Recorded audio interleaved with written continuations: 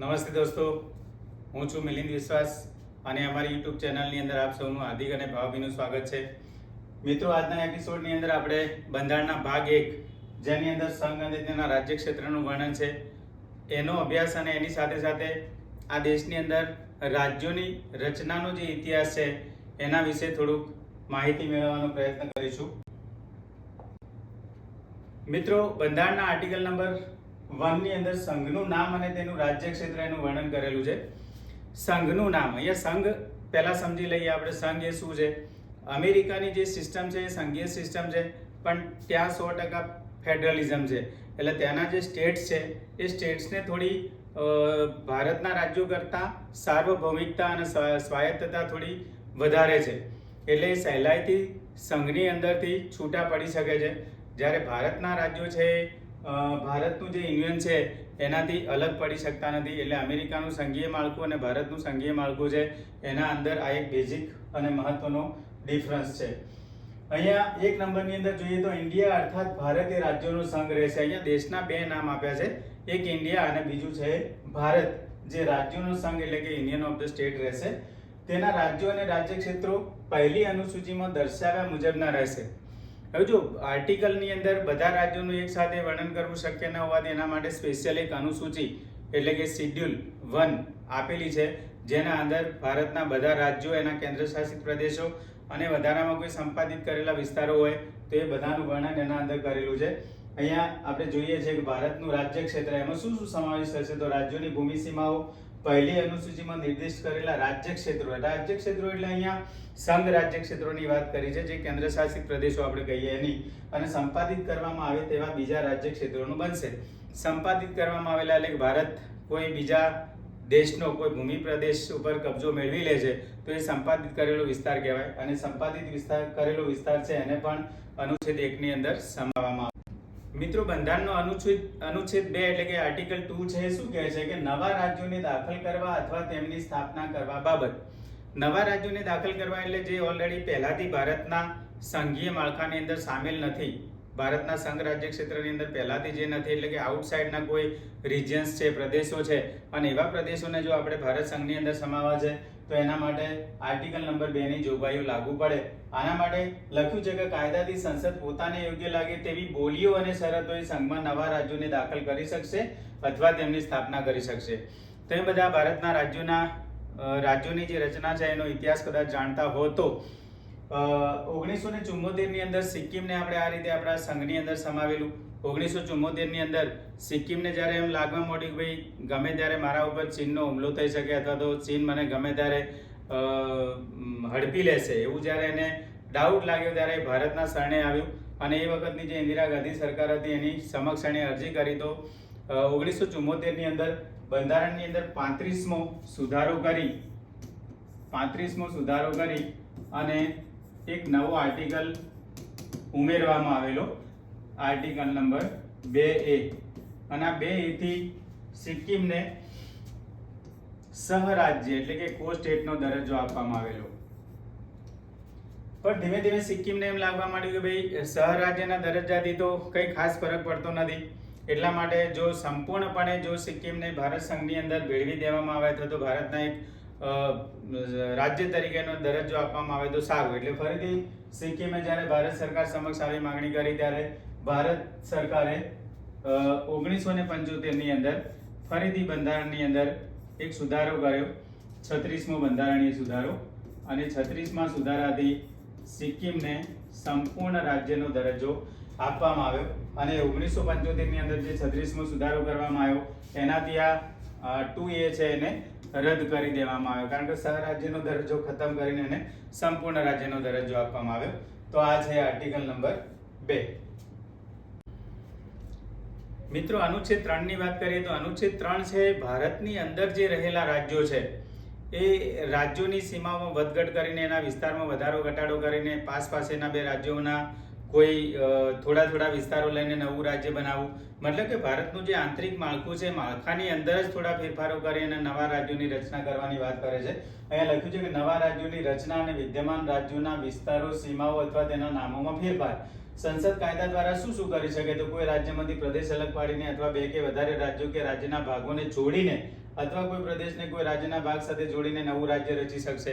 મતલબ કે ભારતના આંતરિક માળખાના અંદરની જ વાત છે.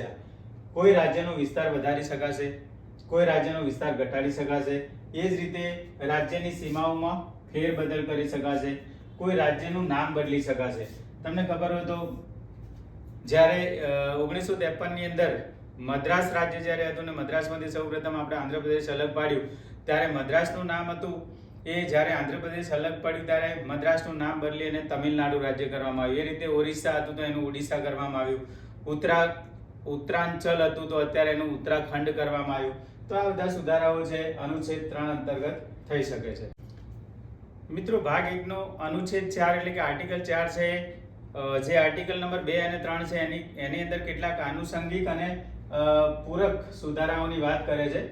એમાં એકમાં લખ્યું છે કે અનુચ્છેદ 2 અથવા અનુચ્છેદ 3 માં ઉલ્લેખેલા કોઈ કાયદામાં પહેલી અનુસૂચિ અને ચોથી અનુસૂચિના સુધારા માટે તે કાયદાઓની જોગવાઈઓને અમલમાં લાવવા માટે જરૂરી જોગવાઈઓનો સમાવેશ થશે. 2 અને 3 થી માનો કે આપણે ભારત અને તેના સંઘ રાજ્ય ક્ષેત્રની અંદર કોઈ પણ પ્રકારનો ફેરફાર કરીએ છીએ તો સૌથી પ્રથમ પહેલી અનુસૂચિની અંદર ફેરફાર કરવાનો થાય અને ચોથી અનુસૂચિની અંદર એટલા માટે ફેરફાર કરવાનો થાય કે ચોથી અનુસૂચિ એ રાજ્યોનું રાજ્યસભાની અંદર કેવું પ્રતિનિધિત્વ છે એ પ્રતિનિધિત્વની વાત કરે છે. એટલે જ્યારે રાજ્યોની અંદર ફેરફાર થાય ત્યારે રાજ્યસભામાં પ્રતિનિધિત્વ માટે ચોથી અનુસૂચિની અંદર પણ ફેરફાર કરવો જરૂરી છે.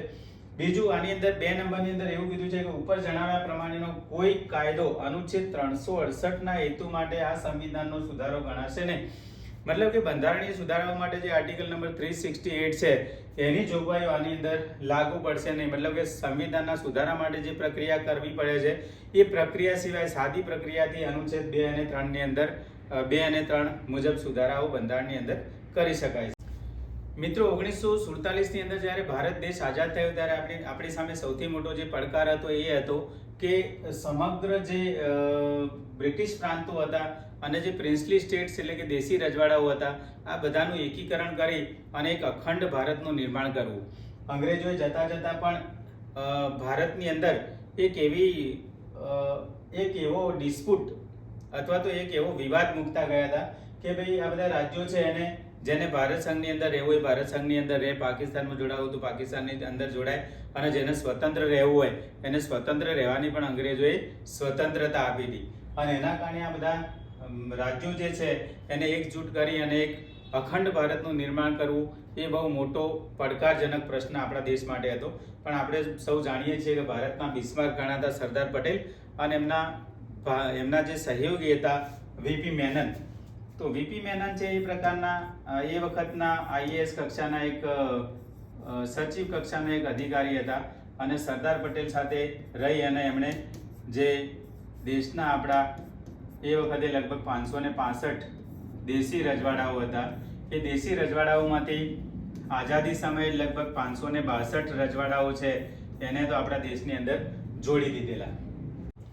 તો દોસ્તો, આપણે જોયું એ પ્રમાણે 562 દેશી રજવાડાઓ જે હતા એમને તો આપણે ભારત સંઘની અંદર જોડી દીધા. પણ જે 3 દેશી રજવાડાઓ હતા અથવા તો 3 દેશી રાજ્યો જે હતા એ 3 દેશી રાજ્યોની વાત કરીએ તો એક તો સૌથી મોટું રાજ્ય હૈદરાબાદ, જે હૈદરાબાદનો નિઝામ હતો એ ભારત સાથે જોડાવા માટે ઇનકાર કરી અને પોતાનું અલગ અને સ્વતંત્ર રાજ્ય સ્થાપવા માંગતો હતો. એટલે ભારત સાથે જોડાવા નહોતો માંગતો. એ જ રીતે જમ્મુ કાશ્મીરનું જે રાજ્ય છે તો જમ્મુ કાશ્મીરની અંદર બહુમતી પ્રજા છે એ હિન્દુ હતી, બહુમતી પ્રજા જે મુસ્લિમ હતી પણ જે રાજા હતા એ હિન્દુ હતા, હરિસિંહ. એમને પણ સ્વતંત્ર રહેવાની ઘોષણા કરી. પણ જ્યારે પાકિસ્તાને એમના ઉપર આક્રમણ કર્યું અને કાશ્મીરનો બહુ મોટો હિસ્સો પડાવી લીધો ત્યારે હરિસિંહને એવું લાગ્યું કે જો આપણે ભારતના શરણે નહીં જઈએ તો પાકિસ્તાન જે આખું ને આખું કાશ્મીર હજમ કરી જશે અથવા તો હડપી લેશે. એટલા માટે એમણે ભારત સરકાર સમક્ષ શરણાગતિ સ્વીકારી. એટલા માટે સરદાર પટેલે ત્યાં સૈન્ય મોકલ્યું પાકિસ્તાન સાથે આપણે યુદ્ધ કર્યું અને 26 ઓક્ટોબર 1947 ના રોજ હરિસિંહે જે વિલયપત્ર હતું એ વિલયપત્ર પર હસ્તાક્ષર કરી અને જમ્મુ કાશ્મીર હતું એ ભારતને સોંપી દીધું. એ જ રીતે જુનાગઢનો બહુ મોટો પ્રશ્ન હતો કે જુનાગઢની અંદર પણ પ્રજા જે હતી એ હિન્દુ હતી પણ રાજા જે હતો એ મુસ્લિમ હતો, નવાબ હતો જુનાગઢનો. તો એ નવાબ છે એને પણ પોતે પાકિસ્તાન સાથે જોડાવા માટે હઠ કરી અને એના કારણે ત્યાં આરજી હુકુમત નામે એક લશ્કરી સંગઠન સૌરાષ્ટ્રના લોકોએ બનાવ્યું અને આરજી હુકુમતે જુનાગઢ ઉપર આક્રમણ કર્યું એટલે જુનાગઢનો જે રાજા હતો નવાબ હતો એ પાકિસ્તાન ભાગી ગયો અને જુનાગઢમાં પછી પાછળથી રેફરન્ડમ એટલે કે જનમત લેવામાં આવ્યો અને જનમતના આધારે ફેબ્રુઆરી 1948ની અંદર જુનાગઢ રાજ્ય છે એને પણ ભારત સંઘની અંદર સમાવેશ કરી દેવામાં આવ્યું. એ જ રીતે હૈદરાબાદની વાત કરીએ તો સપ્ટેમ્બર 1948ની અંદર સરદાર પટેલને એવું લાગ્યું કે છેલ્લે અહીંયા યુદ્ધ સિવાયનો કોઈ બીજો વિકલ્પ નથી, તો ઓપરેશન પોલો હેઠળ એમણે ભારતનું સૈન્ય હૈદરાબાદની અંદર ઉતાર્યું અને થોડા સમયની અંદર હૈદરાબાદે શરણાગતિ સ્વીકારી લીધી અને નિજામે છે હૈદરાબાદ રાજ્ય છે ભારતને સમર્પિત કર્યું. સપ્ટેમ્બર 1948ની અંદર હૈદરાબાદ છે એ પણ ભારતનો એક અભિન્ન હિસ્સો બની ગયું. તો આ બધા રજવાડાઓને જોડીને જ્યારે એક અખંડ ભારત બન્યું ત્યારે એના વહીવટી સરળતા માટે એને રાજ્યોમાં વિભાજિત કરી દેવામાં આવ્યું. એ રાજ્યોને એબીસીડી એટલે કે આખા દેશને એબીસીડી એવા ચાર વર્ગના રાજ્યોની અંદર વિભાજિત કરી દેવામાં આવે છે.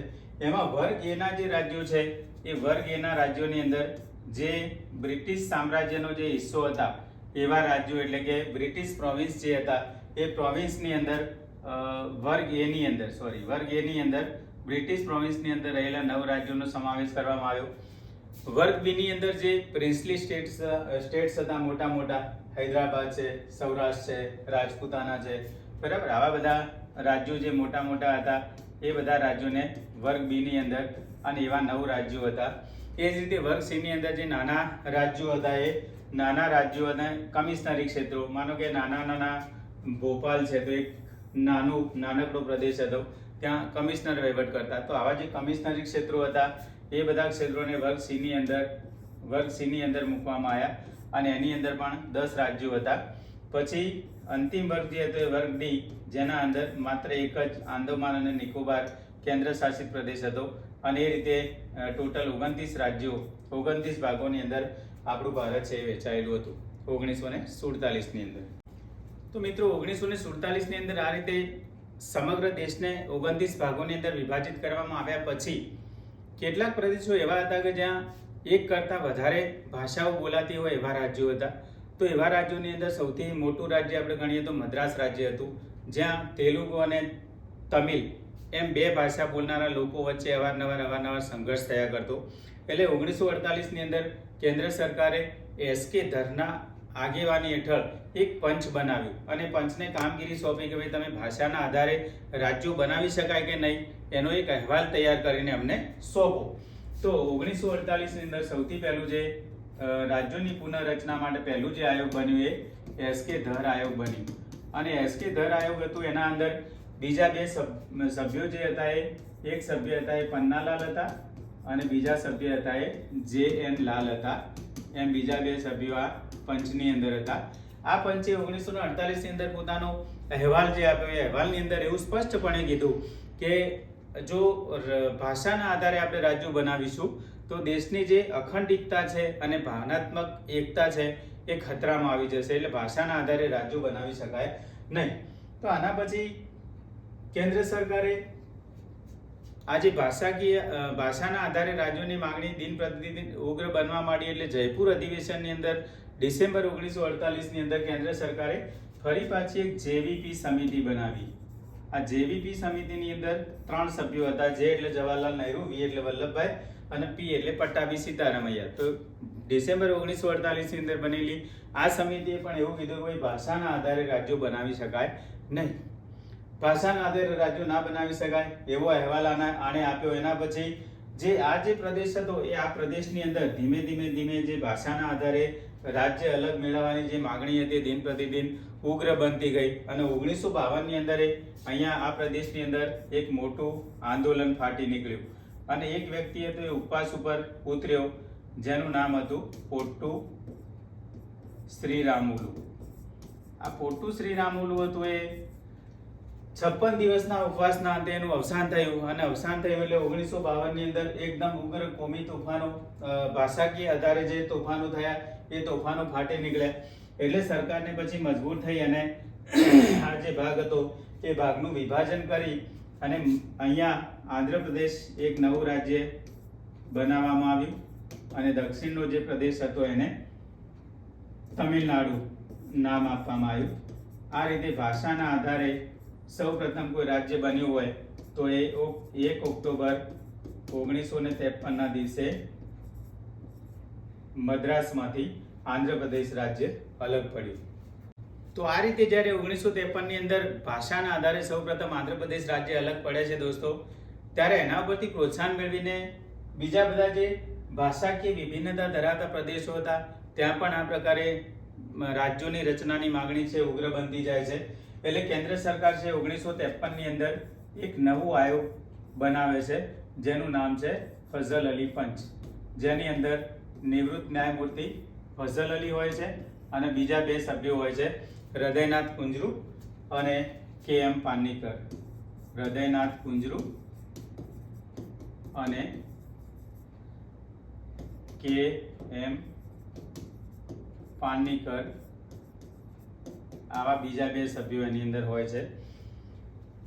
આ 3 સભ્યોનું બનેલું પંચ છે 1955ની અંદર પોતાનો અહેવાલ છે કેન્દ્ર સરકારને સુપ્રત કરે છે અને આ પંચ છે એવી ભલામણ કરે છે કે ભાષાના આધારે રાજ્યો બનાવી શકાય, પણ એક રાજ્ય એક ભાષા એવો સિદ્ધાંત અપનાવી શકાય નહીં, કારણ કે કોઈ પણ રાજ્યની અંદર એક કરતાં વધારે ભાષા બોલનારા લોકો સાથે રહી શકે એટલા માટે આ જે પંચ છે એને એક રાજ્ય એક ભાષાનો સિદ્ધાંત નકારી દીધો, પણ ભાષાના આધારે રાજ્યોની સ્થાપના કરી શકાય એણે પોતાના અહેવાલની અંદર સ્પષ્ટતા કરી.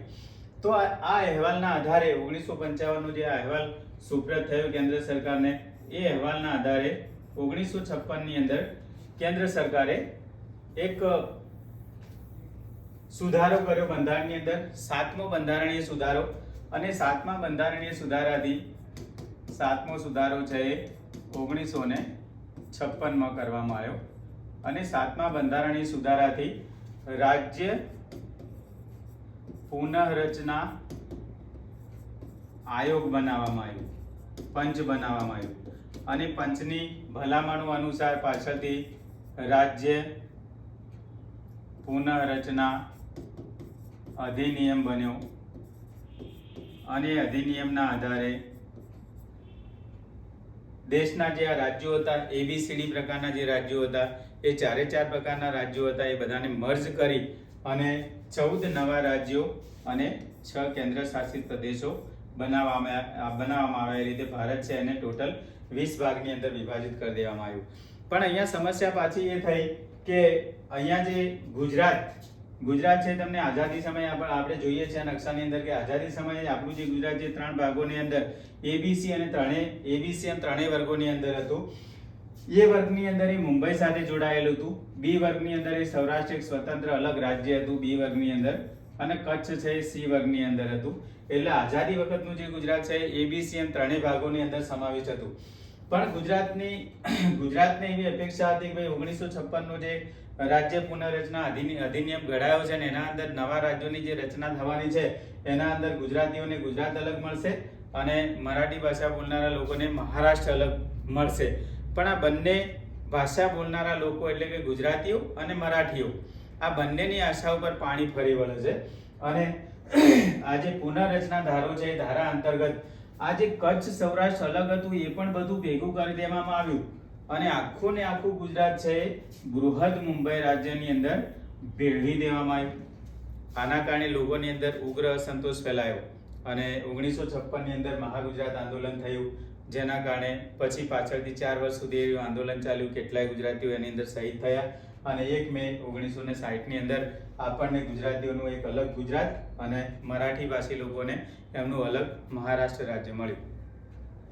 એ જ રીતે અહીંયા આપણે જોઈએ કે ભાઈ ઉત્તરની અંદર આ જે પ્રદેશ છે પેપ્સુ તરીકે ઓળખાતો. પેપ્સુ એટલે Patiala and East Punjab state union. આ પેપ્સુ રાજ્યો છે એ પેપ્સુ રાજ્યોને પણ પેપ્સુ રાજ્ય જે હતું એને પણ 1966ની અંદર શાહ આયોગની ભલામણના આધારે આ જે પેપ્સુ છે એને પણ 4 ભાગોની અંદર વિભાજિત કરી દેવામાં આવે છે. એ 4 ભાગોની અંદર આપણે જોઈએ તો કયા 4 ભાગો? તો 4 ભાગની અંદર એક છે પંજાબ, બીજું હિન્દી ભાષા જ્યાં બોલાતી હતી એ હરિયાણા. બીજું હિમાલયની તળેટીમાં જે આવેલો પ્રદેશ હતો એ હિમાચલ પ્રદેશ. અને આ બધાની વચ્ચેનો જે પ્રદેશ હતો એ કેન્દ્ર શાસિત પ્રદેશ તરીકે ચંદીગઢ. એમ પેપ્સુને 4 ભાગોની અંદર વિભાજિત કરી દીધું 1966ની અંદર. એના પછી તો દેશની અંદર જેમ જેમ ભાષાના આધારે રાજ્યોની માગણી થવા માંડી અથવા તો સરકારને પણ વહીવટી સરળતા ખાતર જેમ જેમ રાજ્યો બનાવવાની જરૂરિયાત લાગતી ગઈ એમ એમ આપણે જુદા જુદા રાજ્યોને જોડી અને નવા નવા રાજ્યો બનાવતા ગયા. તો આ પ્રમાણે છેલ્લે આપણે 2014ની અંદર આંધ્રપ્રદેશ હતું. એ આંધ્રપ્રદેશને 2 ભાગોમાં વિભાજિત કરી અને તેલંગાણા એક અલગ નવું રાજ્ય બનાવ્યું. 2019ની અંદર આપણે જમ્મુ કાશ્મીર જે રાજ્ય હતું એનો રાજ્ય તરીકેનો દરજ્જો સમાપ્ત કરી દીધો અને જમ્મુ કાશ્મીર છે એને 2 ભાગોની અંદર વિભાજિત કરી દીધું. જમ્મુ છે એને કેન્દ્ર શાસિત પ્રદેશ કરો પણ એ વિધાનસભા વાળો કેન્દ્ર શાસિત પ્રદેશ, અને લદ્દાખ છે એ વિધાનસભા વગરનો કેન્દ્ર શાસિત પ્રદેશ. એટલે અગાઉ દેશની અંદર 7 કેન્દ્ર શાસિત પ્રદેશો હતા, એમાં 2 નવા કેન્દ્ર શાસિત પ્રદેશો આવ્યા એટલે 9 કેન્દ્ર શાસિત પ્રદેશ થયા. પણ સાથે સાથે દીવ દમણ અને જે દાદરા નગર હવેલી એ અલગ અલગ કેન્દ્ર શાસિત પ્રદેશો હતા, એમને જોડીને પાછા એક કરી દેવામાં આવ્યા એટલે 9માંથી ઘટીને પાછા 8 જ કેન્દ્ર શાસિત પ્રદેશો થઈ ગયા. રાજ્યોની વાત કરીએ તો 29 રાજ્યો હતા, એમાંથી જમ્મુ કાશ્મીર રાજ્ય છે એ સમાપ્ત થઈ ગયું એટલે રાજ્યોની સંખ્યા છે એ ઘટી અને 28 થઈ ગઈ. તો અત્યારે વર્તમાનનું જે અખંડ ભારત આપણે જોઈ રહ્યા છીએ એ અખંડ ભારતના આટલી બધી પ્રક્રિયાના અંતે અત્યારની પરિસ્થિતિ અનુસાર ભારતની અંદર 28 રાજ્યો અને 8 કેન્દ્ર શાસિત પ્રદેશો છે. તો મિત્રો આ આપણે બંધારણનો ભાગ 1 જોયો અને સાથે સાથે ભારતના રાજ્યોનો સમગ્ર ઇતિહાસ ઉપર પણ એક આછેરી નજર નાખી. મને લાગે છે કે આપ સૌ આ વિડીયોથી સંતુષ્ટ હશો. જો વિડીયો આપને ગમ્યો હોય તો લાઈક કરશો, શેર કરશો, ચેનલને સબસ્ક્રાઈબ કરશો અને અમારા આ કાર્યની અંદર અમને સહયોગ આપશો. ધન્યવાદ, ખૂબ ખૂબ આભાર.